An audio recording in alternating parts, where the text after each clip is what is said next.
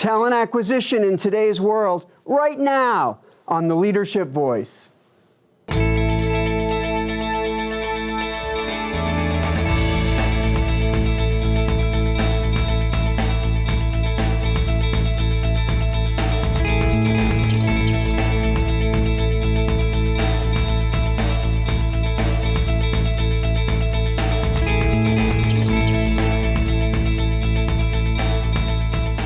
Welcome to the Leadership Voice. I'm your host, Jay Barbuto.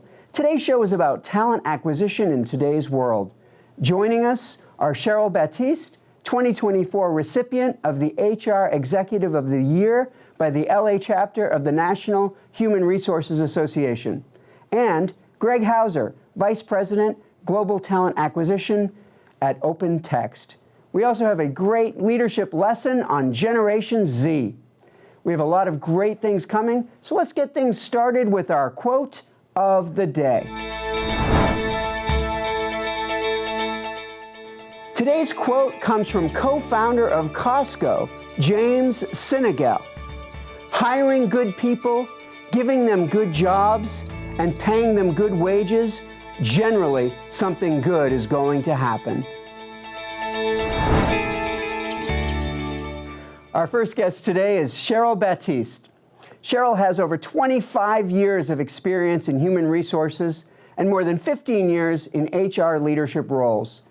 She is experienced in all areas of HR, including talent management, engagement, learning and development, and DEI, both nationally and internationally. Cheryl has worked for small nonprofits to Fortune 50 companies across a range of fields, including tech, sales, distribution, property management, and most recently, beauty. Please welcome to the show, Cheryl Baptiste. Thank you.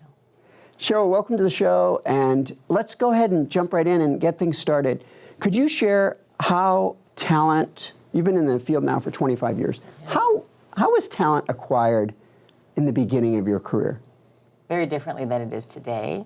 It was so much more tactile. Like you would create your resume, you'd actually fax it in to a job. We found jobs in the LA Times and newspapers and trade papers, a lot of recruiters, but it was very different than it is now. So how is it now? Well, of course, it's high tech now. LinkedIn, there was no LinkedIn when I first started in human resources. So now you have LinkedIn, which I think is good and bad in some respects because it's a little bit of the one-stop shop in a weird way. We did have Monster. I remember about the first maybe 5 or 6 years of my career, Monster came in, and then Career Builder came in, but those are kind of secondary now. Right? LinkedIn is kind of the primary. Recruiters have become much more aggressive these days. People pay a lot more for them than they did back when I was coming in. It was much more just hiring agencies, if you will. So you've been hiring people and acquiring people and recruiting people for over 25 years.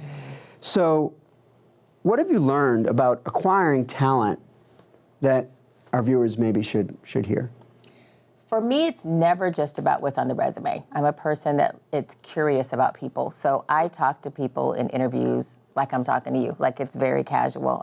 The resume got them in front of me, so I know that from a very specific way that they can do the job. But I want to know what they want to do, what they love to do, what their intentions are, what their purpose is, where they'd like to go in their career. So I think sometimes you have to dig a little bit deeper because you may find a diamond in the rough that the resume just doesn't tell. And so I tend to be a little bit more curious about people and really what they're about versus just looking at the resume and having a list of questions. I like to have a conversation more so than that. What mistakes do some recruiters make? Following the resume, following a script, I think. You know, you talk to some recruiters and they're just very like, I have to ask these 5 questions because I need to give these 5 questions to the hiring manager and that's about it. So there's no depth to it. And I think really one of the biggest responsibilities for a talent acquisition professional is really to dig in and be able to give the hiring manager some insight as to the candidate they're passing on and why they're passing on to them, to talk to them and what are the things that make them unique and why they think they'd be a good fit for the role. And so I think that's a really big part of it, I think, is just that curiosity and digging a little bit deeper.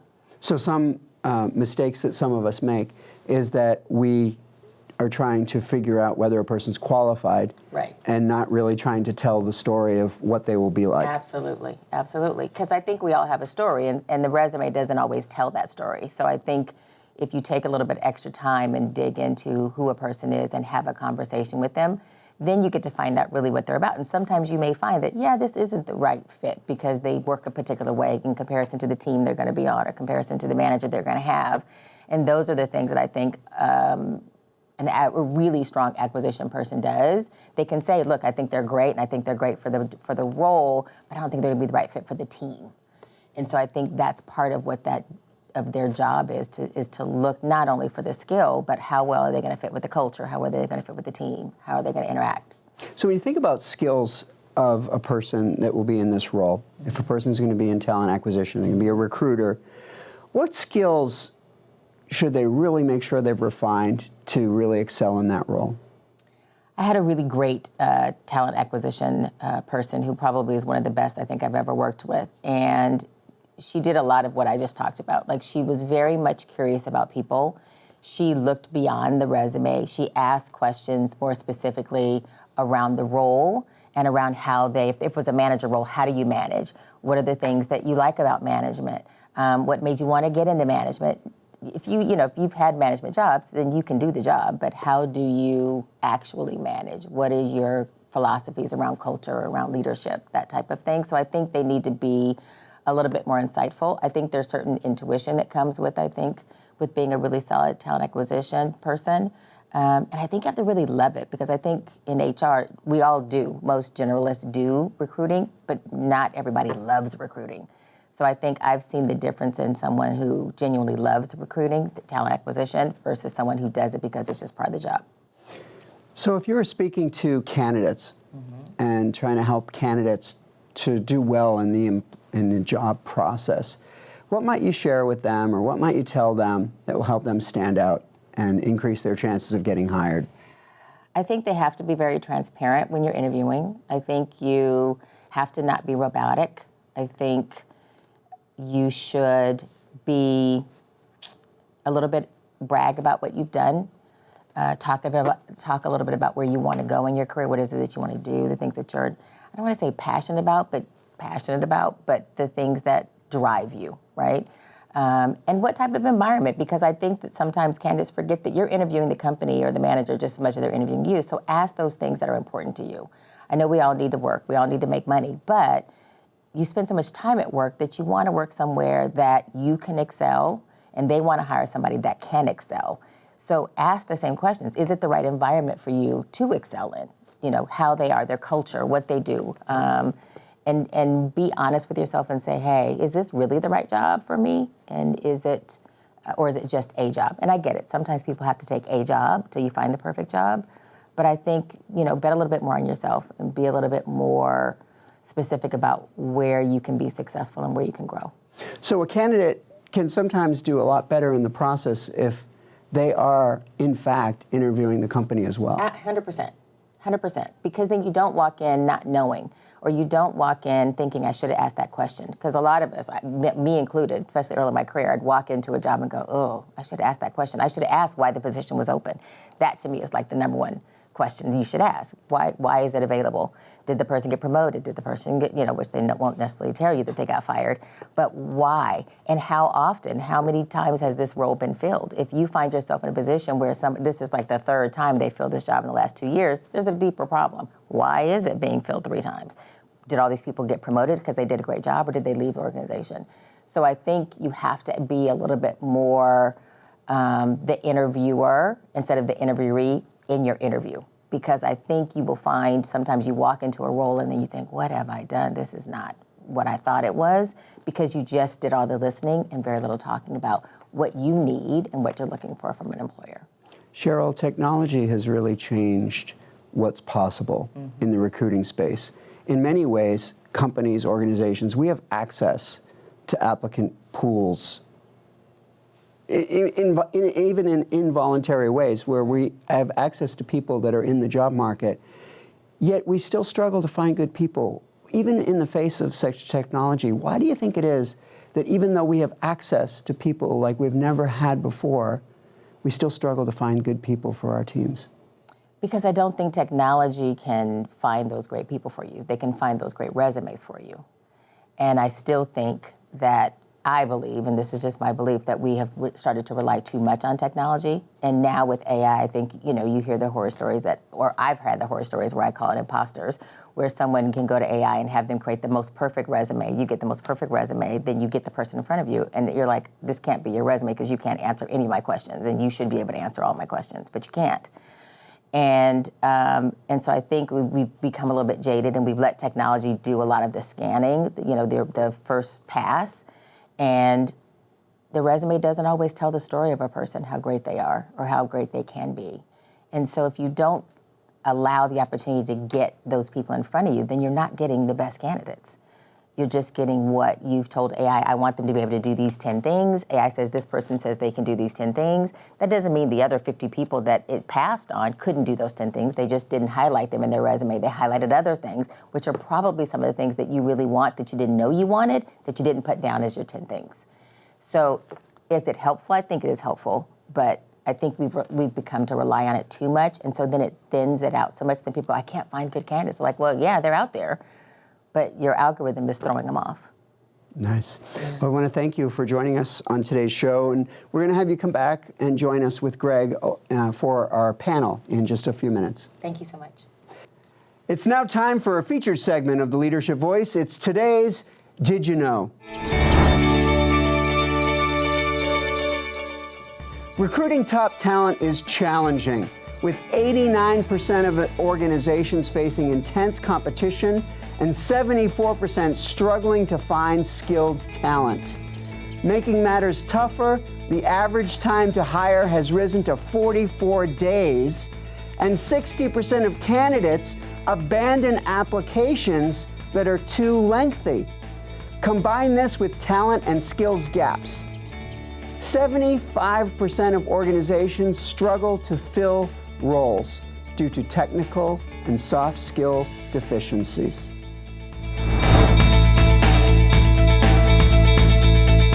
It's now time for today's Leadership Countdown. Today we count down the 5 most important job features sought by employees. Number 5, technology and innovation. Number 4, company culture and environment. Number 3, job security and stability. Number 2, career growth and development. And the number 1 feature employees want, flexibility and work-life balance. Don't go anywhere. We have Greg Hauser in the studio right after a word from the Giles O'Malley Center for Leadership. The Bringing Learning to Work program is our way of connecting the faculty of Cal State Fullerton with the business community of Orange County and Southern California. We have over 72 training programs that are available via distance or face-to-face. And the faculty come to your company and they deliver the training to your employees. The Bringing Learning to Work program is really fundamentally, it's leadership programming. We do diversity and emotional intelligence training. We partner with Cal State Fullerton because they had subject matter experts in these fields, and we're really fortunate and privileged to be able to do that. Many companies can't afford training and development personnel, and so this is a great opportunity to leverage Cal State's faculty to help them develop their learning programs. The leadership of the center and the students allow me to not only bring leadership development to my company, but allow me to interact with some amazing students who have grit, potential, and just amazing futures in front of them, and I get to take part of that. It's a wonderful feeling. When your organization is ready to develop its talent, reach out to the Center for Leadership, and we'll help get you there.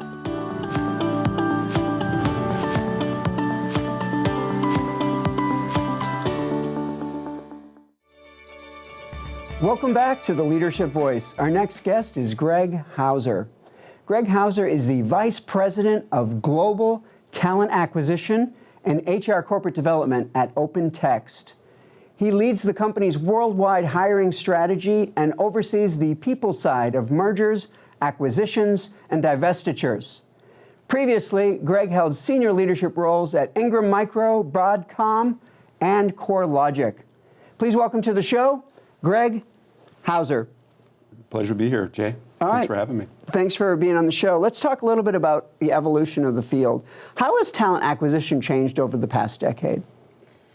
So it's changed a lot. I think we heard from Cheryl earlier on some of the insights from where recruiting starts in the newspapers and through calls and faxes and everything else. It's changed dramatically. In fact, my first recruiting role, I didn't even have a computer at my desk. We used a Rolodex and we called.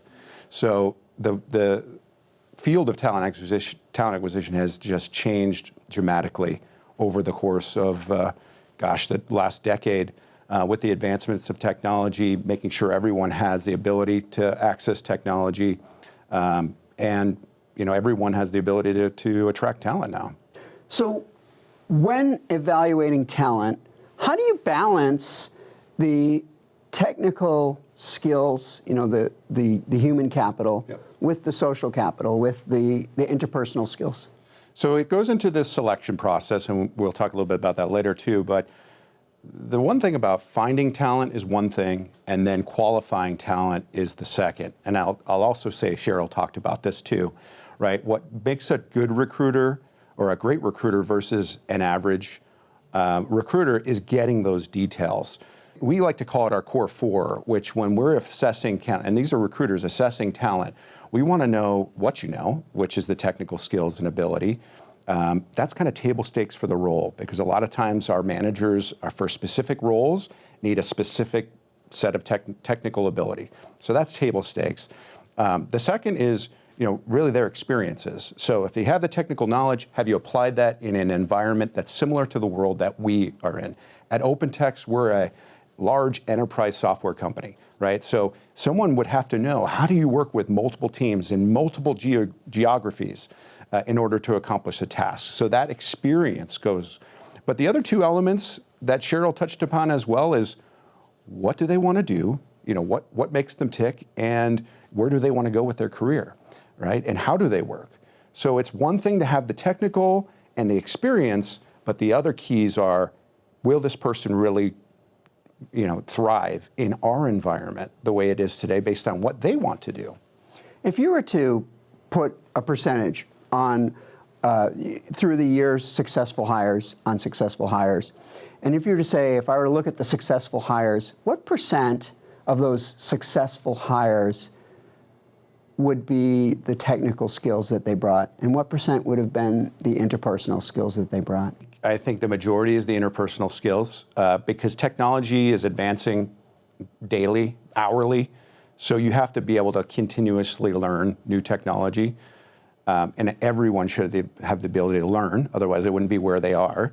But it is that, I also like to say 99% of all problems can be solved with effective communication. So that's interpersonal skills, right? Working with executive leaders, to line managers, to your peers, all of that is super important for a successful career. So thinking about recruiting, what are some of the most current strategies for developing an applicant pool? Yeah, so we tried as a team, and by the way, my team is global, so we recruit in all geos around the world. And so recruiting does vary based on geographic location and country, but for the most part, a lot of it's the same. When we're qualifying candidates through the process, it is, or sourcing candidates to build a talent pool. It's a couple of areas, right? We cast a wide net.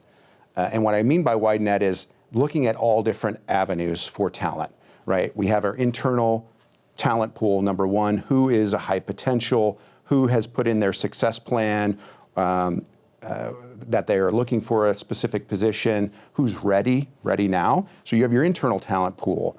Then you have your referrals, so your employees of your organization who are referring people that they think have the qualities and skill set to fit the role. You have external referrals, so we all work with, everyone doesn't work in the same company. Everyone has peers in other companies. You can get referrals, secondary referrals from other people. And then we go out and hunt. So there's we cast the net out with a job post, usually on a LinkedIn or any of the job feeds that get picked up. And so that's an active posting, meaning if we catch you at the right time, if we get that ad in front of you, you apply, great, we have you in their applicant pool. But we utilize tools like LinkedIn and some other sourcing tools that we have that allow us to really go after individuals that have the right skill set and balance. Now, we don't know if they're the right match, but they generally have the right skills and experience, and maybe organizations and companies that we tend to target to attract that talent to join OpenText. So there's so many different avenues that we have out there to build this kind of very successful talent pool, and then it comes down to selecting who do we move forward in the process. So how can and how do organizations leverage LinkedIn to develop their applicant pool? I think everyone has the ability to do it. Every business and LinkedIn's pricing models vary based on the size of the organization. So I think everyone, if they're willing to at least kind of, invest in the platform, you'll have access to, the recruiter license, which allows you to do in-mails. It allows you to reach out to people that, maybe are not one-to-one connections, maybe they're secondary connections or third connections. So it allows you to reach out. But you can also do that the old-fashioned way, which when I first started, and I think I was in LinkedIn's first 10,000 people. Now they're in the billions, but I was one of the first adopters to LinkedIn. I used to just send a connection request and a little note and see if they would accept my request. And if they did, that opened the door for me to start asking them questions, try to recruit them to join the organization, or maybe find out who they know that might be a good fit for our organization. And so when we talk about leveraging LinkedIn, companies have that access to that. They're capable of doing that. But how? How do they leverage LinkedIn now to really generate that applicant pool? They have access to it, but what do they do to make that happen? So, you have to really adopt to using it as a tool or mechanism, right? So a lot of times, if you're a more established organization, you have what's called an applicant tracking system or some sort of tool that you use to collect resumes, right? LinkedIn has integrations, right? Basically with every solution out there. So your jobs get posted to LinkedIn really regardless, or seamless, I would say. You don't have to necessarily log in to post. But yeah, anyone has access to LinkedIn. So even if you have your basic personal account, you can still go and find people. There's nothing to say that if I know Jay Barbuto is a Cal State Fullerton senior professional, that I'm recruiting for UCLA or some other school, and I don't have a LinkedIn account, but I know that's what you do based on what your profile is. I might call the school to try to get a hold of you. I might try to find your email. I might even send you a LinkedIn request. Everyone has the ability to use LinkedIn. It's just how you use it to be proactive. So let's talk about technology and how technology is sometimes making this process that much easier. Well, let's get the AI out the door here, because AI is now taking over everything. But the interesting thing is artificial intelligence has been around for a long time. So everyone's thinking it's so hot, this hot button. And it doesn't solve all problems, right? What we look at from an OpenText perspective is the candidate experience. And we never want to remove selection from a human standpoint, right? But there is screening. There is ways that we build candidate pools using artificial intelligence. Cheryl talked about some of that, where you can actually go out to an OpenAI or a Gemini and attach a job description and say, build a resume that is the most perfect match for this. Now, if you use out-of-the-box AI, meaning that you haven't configured it to what you needed, it's going to just pick up keywords in that job description, and that's what Cheryl was alluding to. It gives it gives a false perspective of who that candidate is, because the AI technology doesn't have the ability to assess those other 4 areas that I mentioned. They just see the technical piece. There's one thing to tailor your resume to the job description, but as a candidate, I would never overextend, if you will, or over exaggerate what my experience was, because it'll come out in an interview regardless. But AI allows us to type in on our side what competencies and experiences we're looking for, as well as the AI is looking at the job description, and it's sending out basically messages and looking at all your candidates in your database and serving up who they feel are the top candidates and scoring them A, B, C based on the experiences that are on the job, as well as what we've said is important to the position. So I'll go back to the candidate perspective. It's not just matching what the job description is.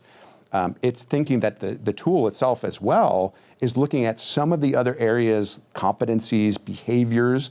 So that's why it's important to make sure that in your resume you have some of that, in some of the projects you share, or in the detailed description you touch upon competencies that you think might be needed for that role. But we'll never tell you exactly what competencies we're looking for. We will in an interview, but that's just some insight onto AI. But AI can also assist us in just the candidate experience on our core website. So when you come to opentext.com, you have a little bot that comes and helps you out. But the AI is working behind the scenes. So it's saying you've uploaded your resume to OpenText for a project manager position, but you actually might be a better fit for this program manager position that is doing very similar, but we just have a different title. You might be thinking I'm a project manager, but I'm not thinking that I'm a program manager. The AI tool saying, hey, you might be interested in these other positions based on your experience. It's up to the candidate to apply to those, but a lot of times what we're seeing is when we offer that recommendation to candidates, and this is all done through the tools and AI, it gives them that kind of shopping experience, like, oh, yeah, I purchased that, but I also need that. So it's giving you that recommendation of, okay, I applied to that project manager, but man, that program manager position sounds pretty cool as well. I'm going to apply to that, which in turn could give us great candidates that we would have never have potentially found because they're tied to another requisition. And I would imagine that there's a difference between a candidate looking for something, whereas when an organization is looking for someone. Correct. And when that algorithm says you might be interested in this, it would seem like there's a better chance that the organization is looking for them. Exactly, because again, remember what I told you, using that example of program manager, we've put in the back end what we're looking for from a soft skill perspective and competency perspective. And that AI tool knows it, and it's serving it up based on your resume that you applied maybe to another role. So again, it's helping that candidate in the process to look at other opportunities. It's helping us to find the right candidate for the role. So if a candidate is on LinkedIn and they start getting some recommendations, hey, perhaps this, there may be an algorithm behind the scene that's actually prompting, and that prompt might be coming from the company, from the company's algorithm towards them. Absolutely. So they should not ignore those. I don't ignore anything, right? At the end of the day, I think everything is every opportunity you see, it's worth talking to and understanding, right? And taking a look at. And if maybe not for you, think like a recruiter. Maybe for somebody else. It's the best feeling when you recommend someone to a position and they get the job. I mean, that even though you're not interested, you've helped that person and you've helped the organization. Could you talk a little bit about the distinction between selecting people and recruiting people? I think we touched upon it a little bit, right? That the recruitment is, let's build a pool of candidates, right? And from that pool, let's get down to 10 individuals that we're really interested in. And then from there, let's get it to 5 to 7 resumes over to the manager to review. So the recruiter's job is to really down select, if you will, to make sure that we're giving the best of the best to the manager for a selection process. Nobody likes to have hundreds of candidates to interview. It's a colossal waste of time. And quite honestly, you never really get to where you want to be. It's just my experience. The more you get to see that's out there, the less chances you're going to be making a fairly quick decision. But that's on the kind of the recruitment process. And again, I talked about those areas in which we recruit for. But the selection process really comes down to how do you structure your interview process? And we're doing this we're revamping it every year for how we're trying to select and upskill talent. We're actually introducing a new process that allows individuals from other parts of the organization who we think are the best of the best in the field that they're in, and they're a great advocate for the organization. We're calling them talent advocates, and we bring them into the interview process. So they are also giving a really unbiased assessment of, is this person really capable of raising the bar for the talent at OpenText? So we're introducing some of that, but it's all about how do you assess for technical, and then how do you assess for those kind of soft skills, interpersonal, what the candidate wants, what the business needs, the requirements, and then making the selection. So what constitutes a successful hire? I think there's so many variables, right? A successful hire, number one, shows up after you've offered them the position and they're there day one. Right. So there's like little wins. This is the literal placement. Yes.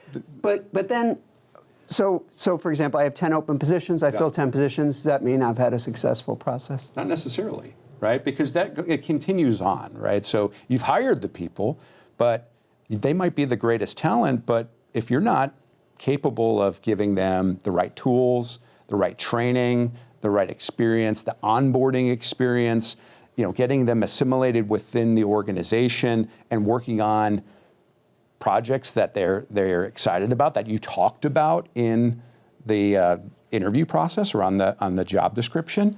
If they turn out to be great individuals, I mean, it's hard to say, right? It's everyone, you get the job, but then it's up to you to perform. So is that person really who they said they were in the process, right?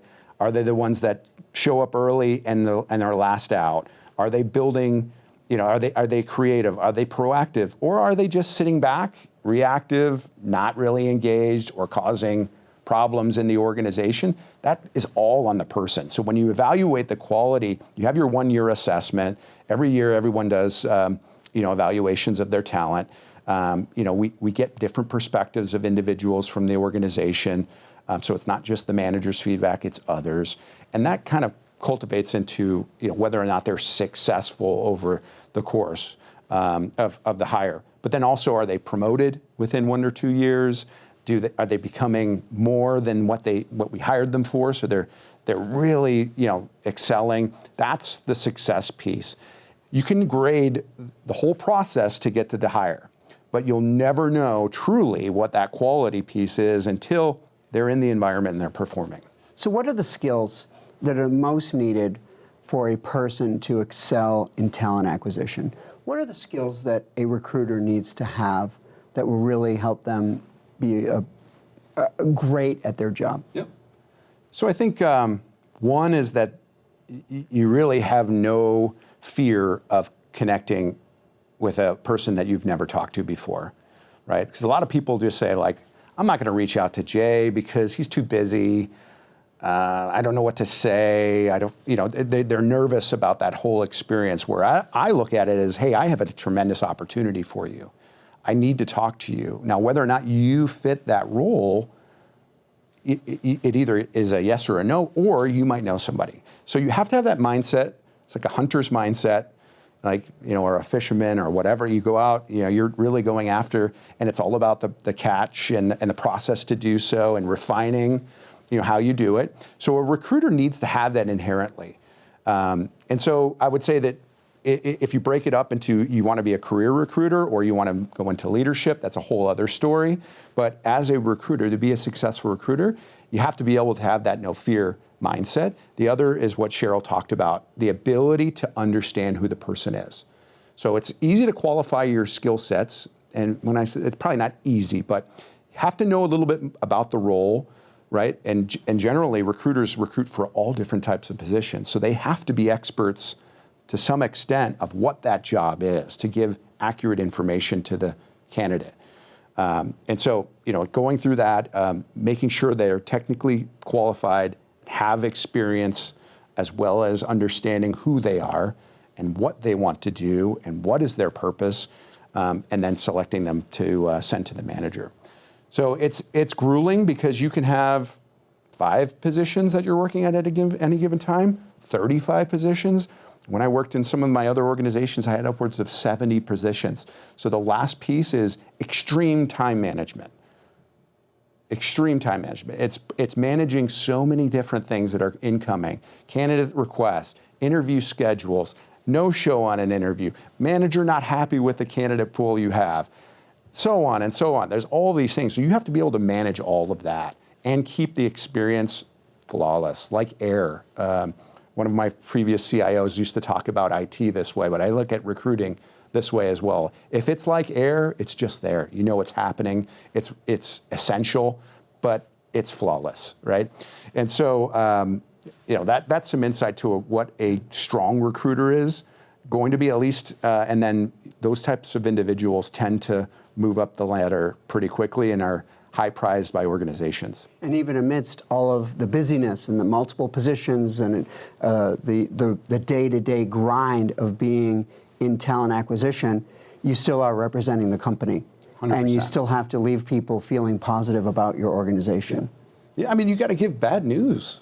Nobody likes to tell somebody that they didn't get the job. It's the worst news. But how do you do it with grace? How do you do it with professionalism and giving them that experience that says, you know what, I didn't get the job and I'm bummed about that, but I had a great experience with this recruiter. I had a great experience with this company. I want to keep them on my radar. And by the way, I'm going to tell my friends that this is a great organization. That's great. Well, thank you, Greg, for joining us. And we're going to have our leadership panel here in just a couple of minutes, so you'll stick around for that. Absolutely. It's now time for our leadership example. Today's example comes from Employment Development Department of the State of California, September 2025 Jobs Market Report. Today we bring you the top 10 job industry opportunities over the next 3 years. Don't go anywhere. We have our leadership lesson coming up after this exciting news about the Giles O'Malley Center for Leadership.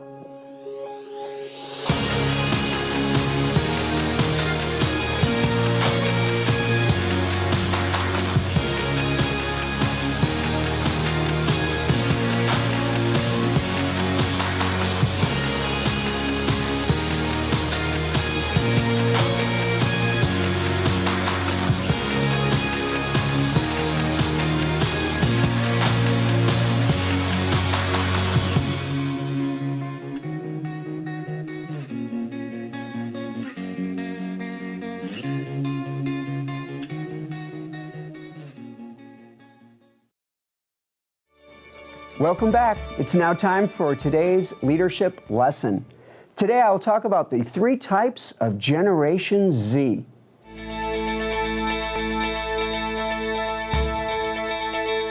Hi everyone, I'm Jay Barbuto and here's today's leadership lesson.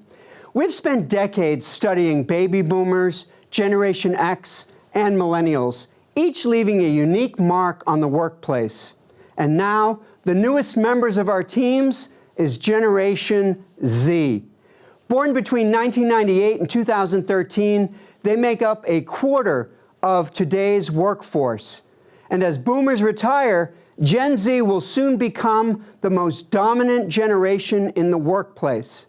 So, the question isn't if we'll be leading them, it's how ready we'll be when we do. Gen Z isn't one size fits all. There are three main archetypes that show up: the go-getters, the chill worker bees, and the social investors. Let's start with the go-getters. These are the trailblazers, ambitious, passionate, and hungry to grow. They seek mentors, chase knowledge, and dream big. They don't just want to work, they want to make an impact. If you're leading a go-getter, don't hold them back. Challenge them, coach them, cheer them on. Growth is their oxygen. Next, the chill worker bees. They're not chasing the next promotion, they're building community.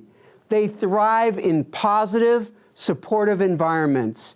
They care deeply about connection, gratitude, and grace. Lead them with kindness, appreciation, and respect. For them, success isn't about climbing the ladder. It's about belonging to a team that feels good to be a part of. And then there are the social investors. They're working to live, not living to work. They see their jobs as a way to fund their lives, their travel, their passions, and their relationships. They'll do what's expected at work, but not much more unless they see a clear purpose. So show them how their work matters, and you'll get their best. So there you have it, go-getters, chill worker bees, and social investors. Three distinct expressions of Generation Z, each bringing their own strengths and spirit to the workplace. The real challenge for leaders is learning to adapt, to lead each where they are. Because when leaders adapt, people grow.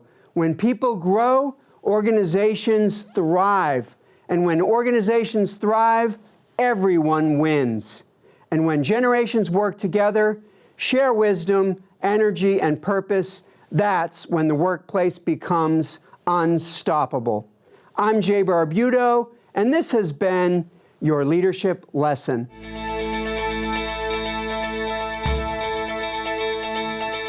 We're back for our leadership panel. Cheryl and Greg, thank you so much for rejoining us so that we can share some more wisdom for our viewers. Happy to be here. Happy to be here. All right. So our first question is going to be for Cheryl. The way this is going to work is we've got 4 questions, and each of you will have a chance to answer each question. But you'll take turns going first. And Cheryl, you're going to answer the first question. Okay. So, what does the future hold in talent acquisition? That to me is kind of a 2-part answer, because I think for the candidate it's going to get a little bit more dicey, because I do think technology and AI is making it a little bit more difficult than it was 20 years ago, if you will. But, and I think from the talent acquisition professional standpoint, I think it's also going to be a matter, Greg said earlier when he was speaking, it's a balancing act. I think it's a balance between using technology to find the right candidates, but yet keeping that human interaction and being able to dig a little bit deeper to see what's really there, to make sure that it's the right match. So I think it's a combo, actually. Greg, same question. What do you see the future of talent acquisition? I would agree with Cheryl. I think if I answer the question into those two areas, for a candidate, it's one thing to understand how that process works with potentially companies using AI to select individuals, but it's understanding that when you apply to a position, it doesn't stop there. That's just step one. Step two is doing your research on the organization and connecting to other people in the organization to better your chances that you get a call. So that's one, I think. The other element of a candidate is just being fluent in AI, right? One of the things we talk about this at OpenText is that we're AI first. And we've embedded questions in our interview process to specifically ask questions to candidates that understands their competency and literacy in AI today. How would they apply AI in the role that they're interviewing for? So I think that's what's big. That's the big change there on the candidate side. The recruiter, Cheryl, I agree with Cheryl as well. It is, it's being able to utilize AI, but then also not losing what makes a great recruiter, which is that engagement and understanding that your customer is not only the candidate, but the manager, everyone in the process. So how do you keep that as best as possible at being the representative of the organization? So keeping in mind that the future of talent acquisition is going to involve artificial intelligence, both the organizations need to incorporate it into their processes and in their questions, and candidates need to also make sure that they are thinking about and being able to access their comfort levels and their familiarity with artificial intelligence and how they would leverage it in their roles. Absolutely. I mean, it's one way that it's the candidate interviewing. It's the other thing, and Cheryl probably knows this better than I. How does a company using AI? Mm-hmm. What are your guidelines on what tools can be used, what can't be used? So understanding where are you trying to get your associates' AI capability as well. All right, so our second question, and Greg will answer first on the second question. How do we balance automation with AI in recruiting while maintaining a strong candidate experience? I think really have to come from the lens of the candidate, putting yourself in their shoes, because you don't want to have automation for the sake of automation. You don't want to have AI for the sake of it because everyone's doing it, right? How does that fit into your strategy and your model? The capability that it's not, doing things that you don't want it to do, meaning like screening out people that you really should be screening in, and so on and so forth. So managing the technical element of it, but then also watching the candidate journey. How long is your application process? How much time does it take? What is it like to apply from LinkedIn into an applicant tracking system? What is it like to schedule an interview virtually? Because we use AI to schedule interviews now too. So what is that experience like? Is it a good experience from a candidate perspective? So I think that's how you have to balance, whether or not you introduce certain areas, because there are some companies that just go all in and they say, we want to do end-to-end. AI does all recruiting. And I take a different approach because I do believe that the human element is very, very strong when it comes to selecting the right candidate. So while organizations may want a lot of information to evaluate and assess about candidates, the more they ask, the more time they're demanding in this process, the greater application attrition can start to happen, where candidates will give up on the interview process. We track that as well. I think you gave a stat on the dropout rate for applications. We look at that. We look at when candidates come to our site. We look at what jobs they look at. We look at how much time they spend on our career, our life pages, and understanding the culture of the organization. Every time someone comes to the site, we track all of that. And it's really to make sure we're giving them the best experience. We also use an NPS score. So you get a little, it's like the Amazon, star, on a product. They give their when they have an opportunity, whatever, they give their whatever 5-star rating, 4-star rating. And we use that as part of ways that we can be better as an organization. Okay, so the same question for Cheryl. How do we balance automation with AI in recruiting while maintaining a strong candidate experience? I loved what Greg said, which I do think there's so many other ways. I think automatically when you think of talent acquisition and AI, you automatically go directly to the interview process or the sourcing, right? You're going through. But I think there are so many really great analytical things that you get from AI that help you better the process of what you want to do. And depending, I remember, 100 years ago, we would cast a net out when I worked at Cisco, and I would get 500 or 600 resumes. And I was like, I can't look at 500 or 600 resumes. AI has allowed you to be able to do that, but I think it's the way in which you use AI to make sure that that 499 candidate, which has everything that you want, doesn't get overlooked, right? So I think that's the beauty of AI, because a lot of times I didn't make it down to the 499th applicant. You would get hired somewhere around the 200 mark, and then you'd never get to those really great ones. So I think AI brings a lot of plus when you have a wide net for candidates. I think it gives a little bit more opportunity. But I do think, from the employer standpoint, I think there's so much analytics that comes out of AI. There's so many things that you can find out that you're not doing well, that you can do better through what AI can tell you about your process. And I just think it's being very thoughtful from never forgetting what it is to be on the other side of the computer. Like, I think sometimes companies or talent acquisition folks may forget what it was like to be looking for a job, and making sure that it brings people in versus pushes people away, because it's true. People do just stop. They just kind of go, this is too much.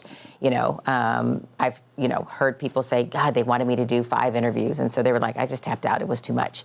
Or it was too much automation, where it was constantly something. And so it was like, they don't even have any humans. I've had 4 or 5 interactions, and I've yet to talk to a live person. That's not a company I want to work for.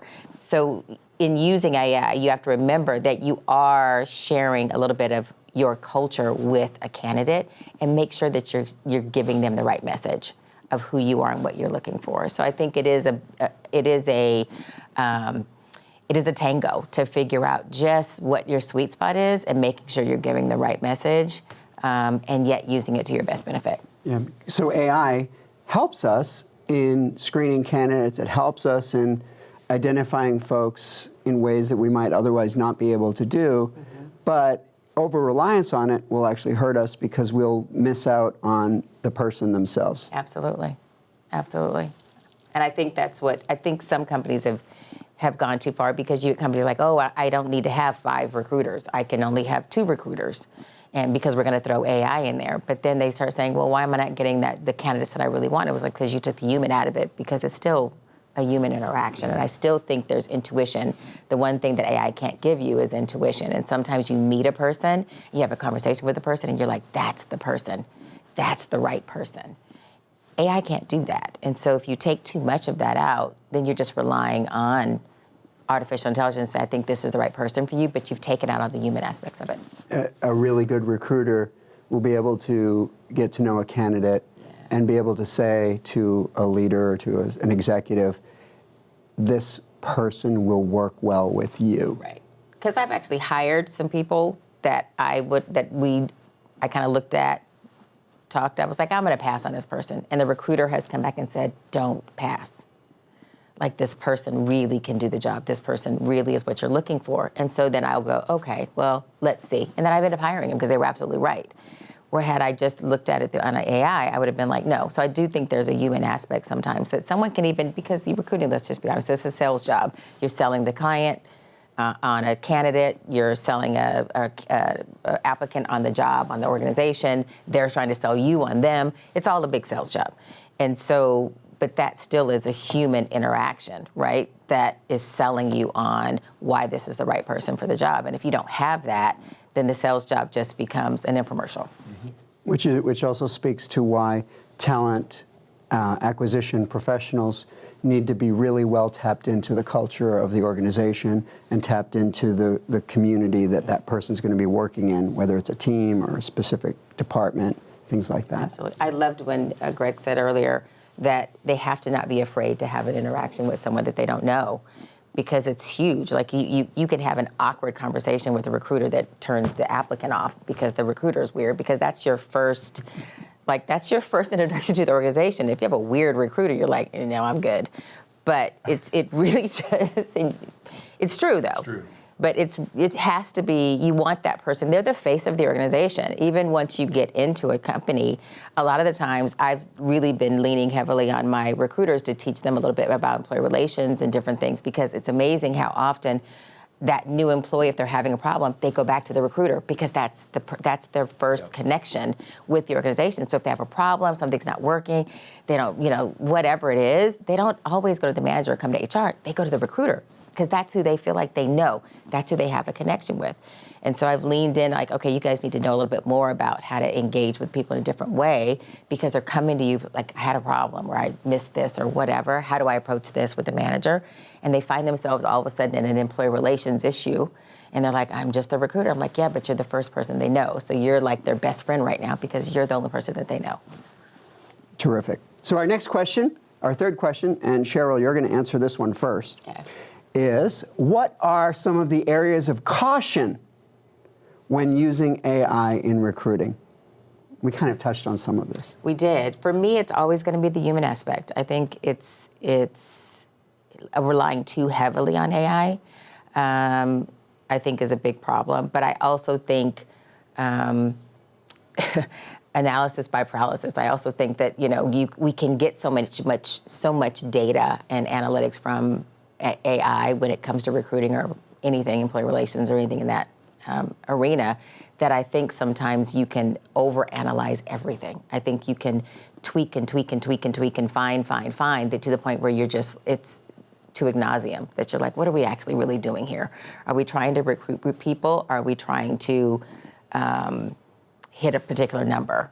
What's the end goal? I think organizations need to know, what is the end goal? What do you want from AI? What do you want for the role? What do you want for the organization? And then fit AI into that box with you. But I do think sometimes people, it's just like, oh my God, it's like a candy shop. And then before you know, it's like, do you really know what are you doing? What's the whole purpose of all of this? Where you get so much stuff, you get so many different data points that it's like you find yourself just kind of running around in circles, and you still don't hire the right candidates, and you still don't have the retention that you want, but you're not shooting for the right target. So AI is going to try to help us hire the best person, whereas the people involved are going to try to hire the right person. Absolutely. And the people that are involved are going to try to keep the right person, because people forget about retention. You can hire the right person, but you got to keep them. Because if it's all for naught. If you hired the right person, then they get in there. They don't really believe that they've been told the truth, or they didn't get the best comp, or the job isn't exactly what they thought it was. And so I think there is that other human aspect of getting them, but then how do you retain them? So Greg, it's the same question for you. What are some of the areas of caution for using AI in recruiting? So I love what Cheryl talked about from an organizational standpoint, right? How do you implement AI? I'm going to take a slightly different approach, right? From a candidate perspective, right? A candidate and an employer perspective. I'll bucket them into those two.